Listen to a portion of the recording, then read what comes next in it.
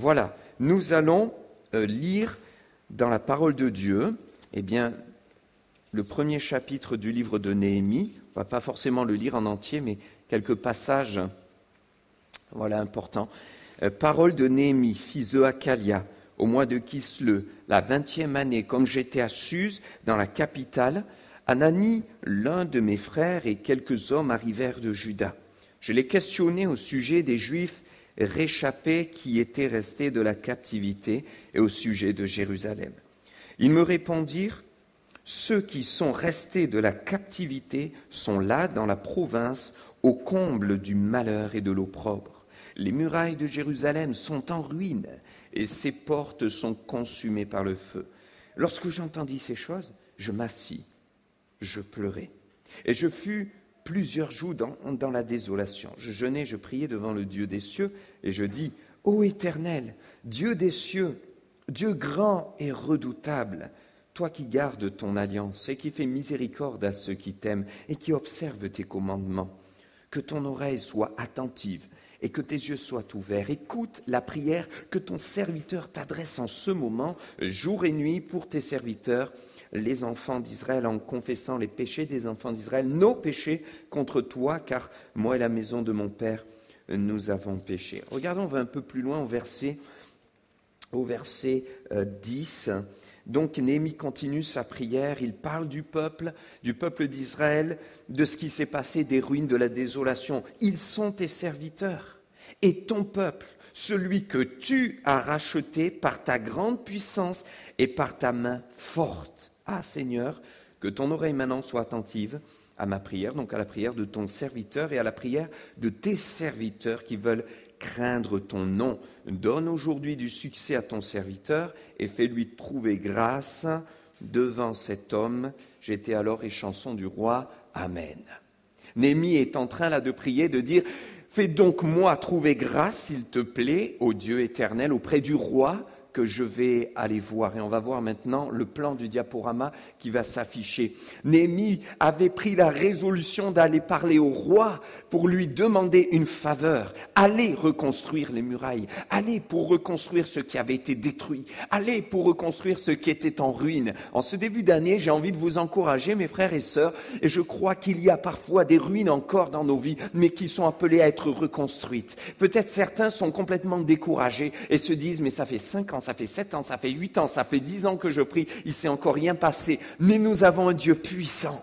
Et nous voulons nous rappeler en ce début d'année la puissance de Dieu. Nous ne voulons pas faire partie de ceux qui se détourneront de la foi, de ceux qui abandonneront la foi. Abandonner la foi, ça commence par le fait de commencer à remettre en question la grandeur de Dieu. Ça commence par le fait de remettre en question la puissance de Dieu. Abandonner la foi, ça commence par le fait de douter de Dieu. Mais Néhémie n'a pas douté de Dieu. Il a vu les murailles, il a vu les ruines, il a vu le désastre, mais ça ne l'a pas amené à remettre en question l'amour de Dieu, la puissance de Dieu. Il n'a pas dit, vu les murailles qui sont en ruine, vu le désastre et la désolation depuis tant d'années, ça veut dire que Dieu n'existe pas. N'est-ce pas ce que beaucoup de gens de nos jours disent et pensent? Si Dieu existait, y aurait-il autant de souffrances, de famine, de maladies, de guerres, de désastres, de désolation, de détresse, de souffrance? Et pour ma propre vie, moi qui crois en Dieu, est-ce que vraiment je demeurerais dans cette situation depuis tant d'années si Dieu existait? Mais Dieu dit, oui, j'existe, oui, je suis puissant. Et Néhémie ne s'est pas arrêté à un constat primaire, purement humain. Et d'ailleurs, dans sa prière, la première chose qu'il dit, c'est « Ô Dieu grand ».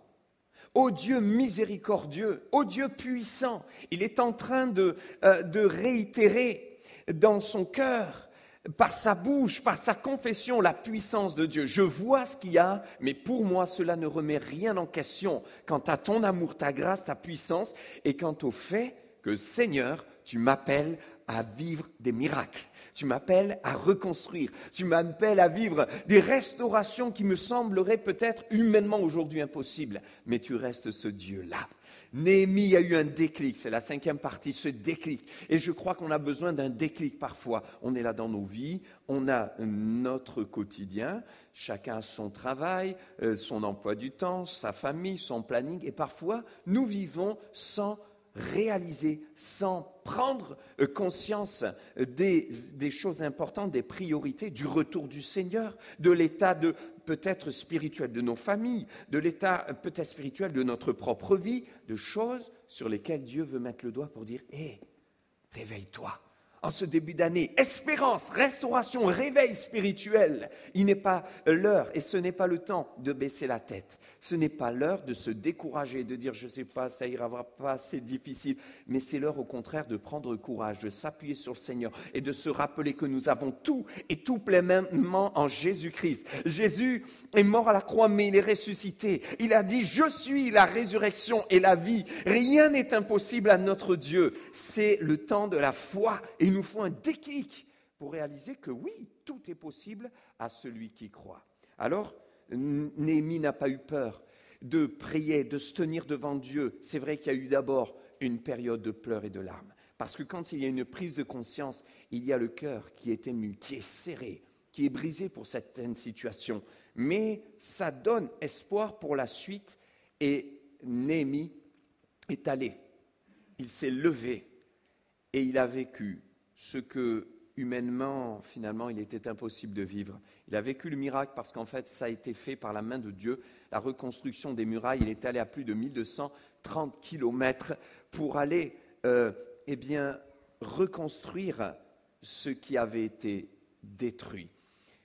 Et c'était quand même un chantier énorme. Il y avait de l'opposition, il y avait de l'oppression. Vous savez, quand on veut reconstruire dans nos vies, quand on veut reconstruire familialement, quand on veut reconstruire dans son couple, quand on veut reconstruire avec peut-être des miettes, de la poussière, comme Néhémie est arrivé, c'était un champ de ruines, il n'y avait que de la poussière, mais comment reconstruire avec cela ? Et quand on veut reconstruire, il peut y avoir, et il y aura toujours de l'opposition, de l'oppression. L'ennemi de notre âme, le diable, est là comme un lion rugissant. L'apôtre Pierre dira, il rôde comme un lion, et il veut dévorer, il cherche à dévorer. Et il est là, aux aguets, et il y aura de l'opposition. Tu veux même reconstruire spirituellement. Et te dire, cette année, je vais prendre les choses en main. Je prends conscience, Seigneur, de la situation. Je veux réellement recommencer à prier en couple. Je veux recommencer à prendre un peu de temps le matin et à prier devant toi, ouvrir ma Bible et à laisser la parole de Dieu pénétrer mon cœur. Oui, tu veux le faire. Oui, c'est une prise de conscience. Le Saint-Esprit nous parle. Mes frères et sœurs, le Seigneur revient bientôt. Il y a beaucoup de choses, beaucoup de projets qu'on fait qui n'auront même pas le temps d'aboutir, qui n'auront pas le temps de se former au quart, parce que le Seigneur sera revenu. Alors, ça ne veut pas dire qu'il faut faire aucun projet, mais ça veut dire qu'il y a des priorités dans les projets. Et quelles sont mes priorités ? Mon frère, ma sœur, tu veux reconstruire, c'est important de comprendre et d'être conscient que lorsque nous choisissons de reconstruire, il y a aussi une opposition. Le diable va tout faire pour t'intimider. Il va tout faire pour te faire peur, te déstabiliser, pour te dire non, n'avance pas, pour te faire douter. Certains doutent, quelqu'un doute dans ton cœur, tu doutes en ce moment, tu ne sais pas, tu hésites, tu es entre deux. Eh bien, sache que le Seigneur te parle, c'est pour toi. Tu n'oses pas, tu as peur, tu crains. Eh bien, c'est un combat. Et il va y avoir un combat quand on va vouloir reconstruire. Ça ne va pas être facile. Eh bien, Néhémie va trouver devant lui plusieurs obstacles, de nombreuses oppositions. Mais il savait qu'il avait avec lui le plus grand des alliés. Il avait la main de l'Éternel. Et c'est ce qu'on va voir, ce sera le point vraiment important en conclusion. La foi en la puissante main de Dieu, c'est ce que je nous encourage à garder pour ce message. Mais d'abord, on va s'arrêter quelques instants sur la prise de conscience nécessaire, parce que peut-être que certains sont en train de se dire là ce matin, mais oui, reconstruire une muraille, moi reconstruire dans ma vie, pourquoi, je ne vois pas l'intérêt. Et on a besoin d'une prise de conscience. Elle est d'abord nécessaire, mais ensuite de passer d'une prise de conscience au déclic pour agir. Parce qu'on va voir qu'on peut prendre conscience de certaines choses sans jamais agir. Mais il faut prendre conscience et ensuite se lever avec la force que Dieu nous donne. Une prise de conscience nécessaire, tout d'abord. Pourquoi ? Parce que sans prise de conscience, il n'y a pas d'espérance.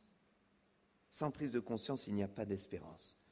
Sans prise de conscience du malade, le médecin ne peut pas faire grand-chose. Sans prise de conscience de l'apprenant, l'éducateur peut s'épuiser sans jamais rien tirer de celui qui est éduqué. Sans prise de conscience de l'être humain, Dieu parle, mais il ne se passe rien. Et ce n'est pas parce que Dieu ne fait rien, mais c'est parce que l'homme n'entend pas ou ne reçoit pas. J'ai besoin d'une prise de conscience. Néhémie travaillait, il était chanson du roi, il avait un certain statut, il était dignitaire, mais tout a commencé quand il a pris conscience de l'état spirituel de Jérusalem. Tout était en ruine. Pourtant, lui, il travaillait, tout se passait bien, et ça aurait pu continuer comme ça longtemps. Et ça faisait déjà longtemps. Ça veut dire que, vous voyez, ça peut faire longtemps, et il peut se passer beaucoup de temps, du temps dans lequel nous vivons, nous faisons notre vie, nous pensons à notre bien, notre matériel, notre profession, notre statut, comment gagner, comment avoir plus de confort, comment être bien, comment économiser, comment épargner là, comment m'en sortir, la maison je vais faire comme ci. Vous voyez, on peut passer notre temps à avoir ce type de projet et ne jamais prendre conscience qu'il y a des murailles à reconstruire. Néhémie prend conscience. Il est fils de Hakalia et son ami Hanani arrive. Il lui pose la question, comment ça se passe là-bas à Jérusalem? Il lui dit, eh bien, le peuple est au comble du malheur, de la désolation, les murailles sont en ruine. Et là, il va être saisi dans son cœur. Il y a une prise de conscience, alors il y a de l'espérance. Dieu veut nous amener aussi à cette prise de conscience que beaucoup d'hommes et de femmes de Dieu dans la Bible ont vécu. J'ai besoin ce matin que le Saint-Esprit me parle. Et on a tous une vie différente, mes frères et sœurs, mais nous avons tous une espérance commune. Jésus-Christ, le ciel, être avec lui pour toujours, être sauvés, mais aussi nous voulons emporter avec nous les nôtres, nos enfants, ceux qui nous entourent, nos amis. Et ce n'est pas nous qui les emporterons, c'est le Seigneur, mais nous avons notre part à faire en priant, en nous tenant devant la face de Dieu et en marchant toujours par la foi. Et cette prise de conscience est nécessaire. Alors, comme nos vies sont bien sûr personnelles, particulières, singulières, le Seigneur te parle et me parle, nous parle à chacun. Et certainement, il va mettre le doigt sur une situation précise pour laquelle il voudrait que tu reconstruises.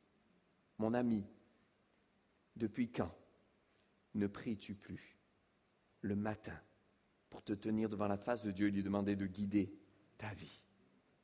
Cher ami, depuis quand ne lis-tu plus ta Bible avec toute simplicité, mais pour recevoir la nourriture dans un cœur qui s'attend à Dieu?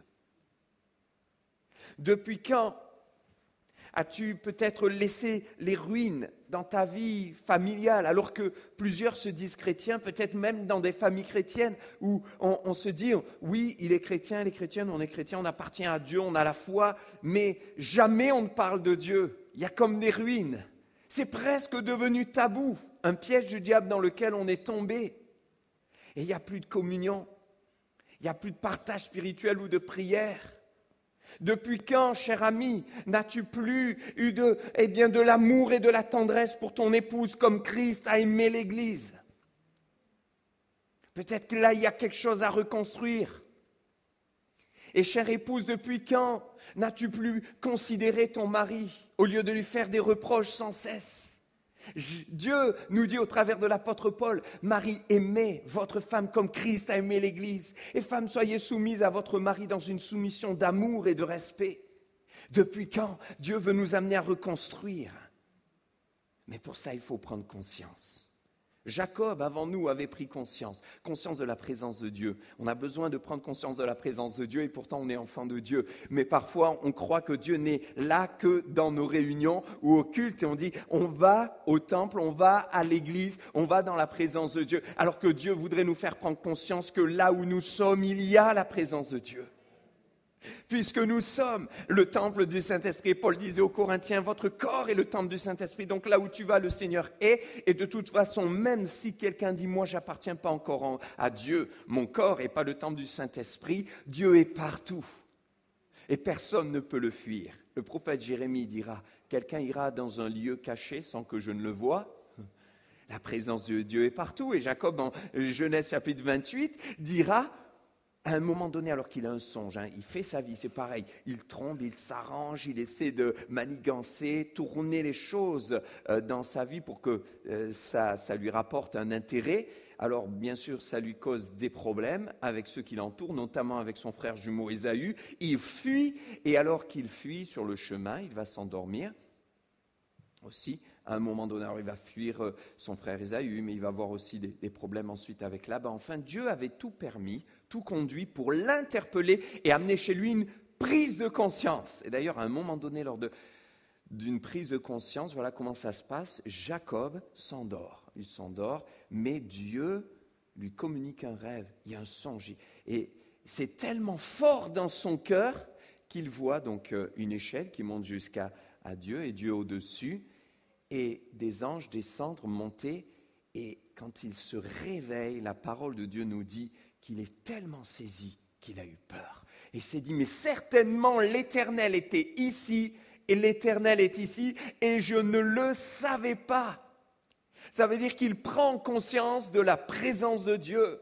Et là, c'est une des premières étapes du changement de Jacob. On va voir qu'après, il va changer d'étape en étape. Son cœur va changer, son attitude va changer, son comportement avec ceux qui l'entourent, avec sa famille, avec son frère va changer. Pourquoi ? Parce qu'il a eu une prise de conscience. Mais en fait, Dieu est partout, Dieu est ici, Dieu me voit. Je ne peux pas le fuir. Mais Dieu est grand, prise de conscience, une prise de conscience de Jacob qui change sa vie. Quand je commence à prendre conscience, je suis sur le chemin de l'espérance. Prendre conscience des réalités, ne pas les fuir, ne pas être dans le déni.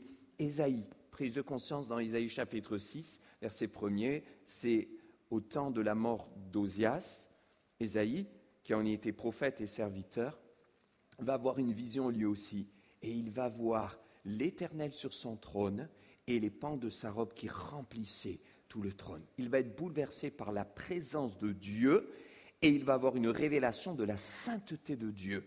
Et c'est comme ça qu'il dira « Malheur à moi », Ésaïe chapitre 6, verset 5, « car mes lèvres sont impures et j'habite un peuple dont les lèvres sont impures. » En fait, lui, il était serviteur de Dieu, il était prophète. Mais à un moment donné, il y a une prise de conscience qui l'a amené beaucoup plus loin dans sa révélation de Dieu et sa révélation de sa propre vie.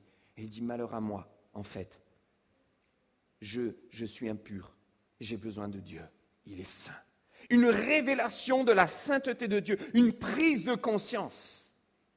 Que dire de Moïse, rappelez-vous dans Exode 3, 5, alors qu'il est là, il voit un buisson enflammé, il fait sa vie, c'est pareil, il a fui, il arrive dans le désert. Et à un moment donné, là, il voit ce buisson, il se détourne pour voir cette vision, et il entend la voix de Dieu, « ôte tes souliers de ce lieu, de tes pieds, car ce lieu sur lequel tu te tiens est un lieu saint. » Et là, il est bouleversé, il prend conscience de la sainteté, de la présence de Dieu.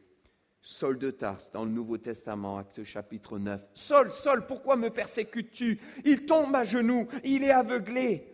Et il est aveuglé, mais en réalité, spirituellement, eh bien, des écailles tombent de ses yeux. Une prise de conscience. Et il va passer de persécuteur à serviteur. Que dire de tous ces hommes qui ont entendu la prédication de l'apôtre Pierre à la Pentecôte, Pierre rempli du Saint-Esprit après le baptême du Saint-Esprit, et qui se lève et qui prêche l'Évangile. Et là, dans Acte 2, chapitre 2, versets 38 à 42, vous pourrez relire ce passage. Ces hommes vont être touchés. Il nous est dit qu'ils eurent le cœur vivement touché. Il y a une prise de conscience. Quand il y a une prise de conscience, nos cœurs sont vivement touchés. Et ayant les cœurs vivement touchés, ils vont poser la question, que ferons-nous ? Ça veut dire que quand on prend conscience et qu'avec un cœur vivement touché, il y a un déclic pour agir. On ne s'arrête pas juste à une pensée théorique. Ah oui, je reconnais que là, il y a un problème. Ah oui, je reconnais que là, il faut reconstruire. Ah oui, là, je vois que ça pourrait être mieux. Là, je me rends compte que j'ai besoin de Dieu. Ça, c'est la première étape, elle est importante. Mais ensuite, il faut passer à l'action. Il faut passer à l'action. Et ils vont dire, que devons-nous faire ? Comme l'eunuque éthiopien qui, dans Acte 8, est évangélisé par Philippe. Et Philippe était monté sur son char, il va lui parler d'évangile, mais là encore, il va avoir le cœur tellement touché qu'il va dire, qu'est-ce qui empêche maintenant que je sois baptisé ? Il ne s'est pas juste dit, ok, j'ai pris conscience que je ne suis pas baptisé. Comme la parole de Dieu dit, j'ai pris conscience que finalement, je n'appartiens pas au Seigneur Jésus, j'ai besoin d'être sauvé. Il dit, oui, je prends conscience de ça, mais du coup, dis-moi ce qu'il faut que je fasse. Je veux agir, je veux me lever. Je vais y aller avec courage. Le geôlier dans Acte 16, c'est la même chose. D'ailleurs, entre parenthèses, pour terminer sur l'eunuque éthiopien, il pose cette question et que fait Philippe ? Il dit, pas de problème, là il y a de l'eau, on y va. Parce qu'il avait donné tout son cœur. Et il était Et en partance pour l'Éthiopie, c'était terminé. Il ne le reverrait plus. C'était le moment ou jamais. Il y avait un contexte bien précis. Et dans Actes chapitre 16, le geôlier qui a voulu se tuer quand il voit que toutes les portes de la prison sont ouvertes, et il va prendre conscience que finalement il y a quelque chose de surnaturel, parce qu'il va accepter d'écouter la parole de Paul qui lui dit « Ne te fais point de mal », et il va se jeter aux pieds de Paul et Silas en disant « Que me faut-il faire pour être sauvé ?» Peut-être que ce matin, quelqu'un est en train de prendre conscience qu'il a besoin d'être sauvé. Et tu dis, qu'est-ce qu'il faut que je fasse ? Dieu t'appelle à venir au pied de la croix, au pied de Jésus, à demander pardon à celui qui est mort à la croix pour toi et qui est ressuscité afin que tu sois pardonné, heureuse, heureux, en paix, sauvé, justifié, gracié, glorifié un jour avec lui et enlevé sur les airs lorsque Jésus reviendra bientôt. Le Seigneur veut te sauver, mais il faut cette prise de conscience et ce désir d'agir. Une prise de conscience nécessaire et une action nécessaire. Il faut un déclic, le déclic. Vous ne croyez pas qu'on a besoin parfois d'un déclic ? On peut être capable de connaître, de savoir des choses sans qu'il ne se passe jamais rien. Vous savez, ça se passe dans nos quotidiens d'ailleurs, quand on a l'habitude de ne pas ranger ses chaussettes là où il faut. Et qu'on nous dit, tu sais, c'est à cet endroit qu'il faut le ranger. Il y a plein de messieurs qui sourient, je ne sais pas pourquoi. Et on le sait. D'ailleurs, au bout de la 36e fois, vous dites à votre épouse, oui, je sais, mais est-ce que ça change ? Vous voyez ? Il y a des choses qu'on peut savoir sans que jamais ça change. À un moment donné, il faut un déclic. Se dire, mais en fait, je peux le faire. Je peux prendre mes chaussettes et les mettre là au lieu de là. C'est possible. Et là, on parle voilà, on fait de l'humour avec quelque chose du quotidien, mais mes frères et sœurs, il y a des choses parfois plus graves dans la vie, des sérieux sujets aussi qu'il nous faut aborder. Le contact avec le cousin de la famille avec qui ça a été compliqué. Oui, tu peux le faire. Oui, tu peux le renouer, ce contact, c'est possible. Oui. Changer d'attitude vis-à-vis de son épouse pour être véritablement un homme de Dieu. Oui, ça fait tant de fois qu'elle me le dit. Ça fait tant de fois, je le sais. Oui, mais tu peux le faire. Il te faut un déclic. Et pour des épouses, changer d'attitude envers le mari pour arrêter de le mépriser ou lui faire sans cesse des reproches. Je le sais, mais après avoir pris conscience, on a besoin de l'aide de Dieu. Et le Saint-Esprit peut nous aider. C'est pourquoi on peut être convaincu de quelque chose et pourtant ne rien faire. Et ça, c'est une situation biblique que l'on retrouve aussi plusieurs fois. Par exemple, regardez Judas, convaincu de péché. Qui peut dire que Judas n'a pas été convaincu de péché quand il a vendu Jésus ? Et d'ailleurs, il a été profondément malheureux, mais qu'est-ce qu'il a fait ? Il est allé se pendre. C'est-à-dire qu'il a subi le poids de la culpabilité et il n'a pas eu ce déclic.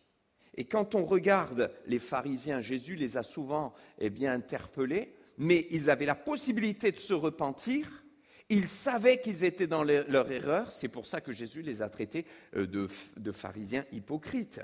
Mais pourtant, ils ne l'ont jamais fait. Ils ne sont jamais passés à l'acte, à l'action.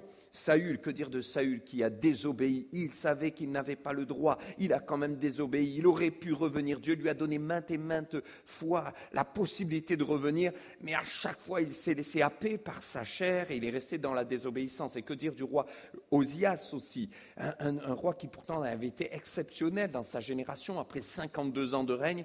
Mais pourtant, il savait qu'il n'avait pas le droit de faire ce qu'il a fait, de se prendre pour le souverain sacrificateur. Et il l'a fait. Et quand le reproche lui a été fait, il s'est mis en colère. Il n'est pas revenu de son action. Il est possible, mes frères et sœurs, malheureusement, d'être parfois convaincu de péché et pourtant de ne pas être sauvé. Il y a des gens qui vous diront « je sais que je suis dans le péché », mais qui ne voudront pas se repentir. C'est vrai ou pas ? Ça existe ? Eh bien, le Seigneur nous dit, voyez, prise de conscience nécessaire, mais ensuite un déclic pour y aller. Néhémie a pris conscience des murailles à reconstruire, mais ensuite il y est allé et il a dit « levons-nous et bâtissons ». Il y est allé, il s'est levé avec la force que Dieu lui a donnée, mais pour se lever avec la force que Dieu nous donne, il faut comprendre que sans Dieu, nous n'avons pas de force.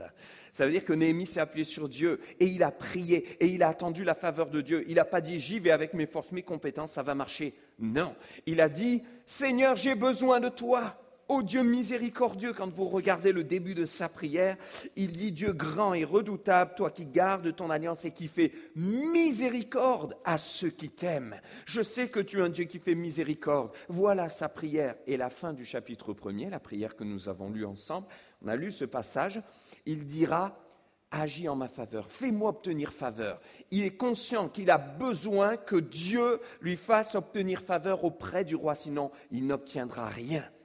Et ça, c'est ce qu'on retrouve comme constante dans la parole de Dieu pour réussir, être capable de dire « J'ai besoin de toi, Seigneur ». Le psalmiste au chapitre 71 et au verset 12 dira « Ô Dieu, ne t'éloigne pas loin de moi, s'il te plaît. Mon Dieu, viens en hâte à mon secours. » Alors ça doit être notre prière.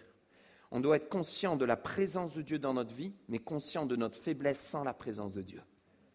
Conscient de la puissance de Dieu, conscient de notre héritage en Christ, mais conscient aussi qu'on doit rester humble. Seigneur, j'ai besoin de toi. Et alors, qu'est-ce qui se passe? Le déclic est possible. Ayons la foi en la puissante main de Dieu. Voilà, le déclic, il arrive là aussi. Pour y aller, pour se lever, pour avoir la force de le faire, il faut quoi? La foi. Il faut que Dieu renouvelle notre foi en cette année, mes frères et sœurs. Parce que si je n'ai pas la foi, je vais juste faire un constat pénible et pleurer sur ce constat. Mais si je veux me lever, j'ai besoin de la foi. Le juste vivra par la foi. Et le juste vivra par sa foi. La foi en quoi? En la puissante main de Dieu. La prière de Néhémie, elle est là, de dire « Oh Dieu, puissant Dieu, tu as racheté ton peuple par ta grande puissance, et par ta main forte. » La conscience de la main forte de l'Éternel. Seigneur, je veux avoir foi en ta puissante main. Je veux avoir conscience que ta main est puissante pour agir là où je ne peux pas agir, pour aller là où je ne peux pas aller, pour faire ce que moi je ne peux pas faire. Moi, je ne peux pas étendre ma main jusqu'en Éthiopie, jusqu'au Togo, jusqu'au Congo, jusqu'en Asie, jusqu'en Corée du Nord. Mais ta main, oui, à toi, est possible, Seigneur, de le faire. Ta main peut le faire, donc moi je peux prier afin que ta main, ô Dieu, le fasse, parce que ta main est puissante et elle n'est pas limitée.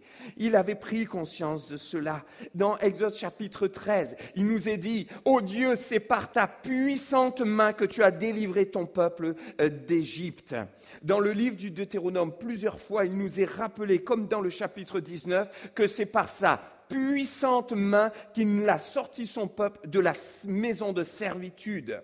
Dans Ésaïe au chapitre 26, verset 11, le prophète dira « Eh bien, ta main, Seigneur, est puissante. » La main de Dieu est puissante, et c'est terrible parce qu'il rajoute derrière « et ils n'en ont pas conscience. » Et ils ne le savent pas et ils ne le voient pas. Nous voulons le voir, mes frères et sœurs. Dans 1 Pierre chapitre 5, verset 6, dans le Nouveau Testament, l'apôtre dira « Humiliez-vous où? Sous la puissante main de Dieu. » Et c'est lui qui vous élèvera au temps convenable. Alors oui, il a des projets de paix pour te bénir, pour t'élever au temps convenable, mais pour cela, il faut s'humilier sous sa puissante main, avoir foi en sa puissante main. Mes frères et sœurs, l'année 2020, on peut la regarder de tous les angles de vue possibles. Quelles sont les lunettes que nous choisissons de mettre sur notre nez? Je choisis ce matin de mettre les lunettes, mes frères et sœurs, de la grâce de Dieu et de sa faveur. Et non pas les lunettes de la lamentation,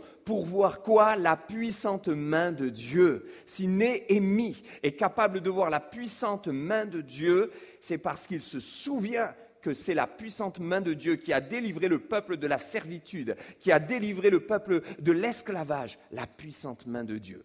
Alors, en conclusion, mes frères et sœurs, n'est-ce pas la puissante main de Dieu qui nous a gardés en 2020? N'est-ce pas la puissante main de Dieu qui vous a aidé à continuer malgré l'adversité? N'est-ce pas la puissante main de Dieu qui a quand même agi dans l'invisible? N'est-ce pas la puissante main de Dieu qui vous a consolé? N'est-ce pas la puissante main de Dieu qui vous a réconforté? Oui, c'est la puissante main de Dieu. Alors mon âme bénit l'Éternel. Et je veux être capable de te dire merci Seigneur pour hier, mais merci pour demain. C'est la puissante main de Dieu qui nous accompagnera. Si nous avons foi en la puissante main de Dieu, il est possible de reconstruire ce qui a été détruit, possible de reconstruire les murailles. Parce que la puissante main de Dieu, c'est celle qui a ramené Christ d'entre les morts. Celui qui a donné sa vie et qui est ressuscité. Alors aujourd'hui, rappelons-nous, Jésus vient bientôt. Il est temps de prendre conscience des priorités et de reconstruire les murailles avec la puissante main de Dieu. Amen. On va prier ensemble. Je vous invite à vous lever avec moi, mes frères et sœurs.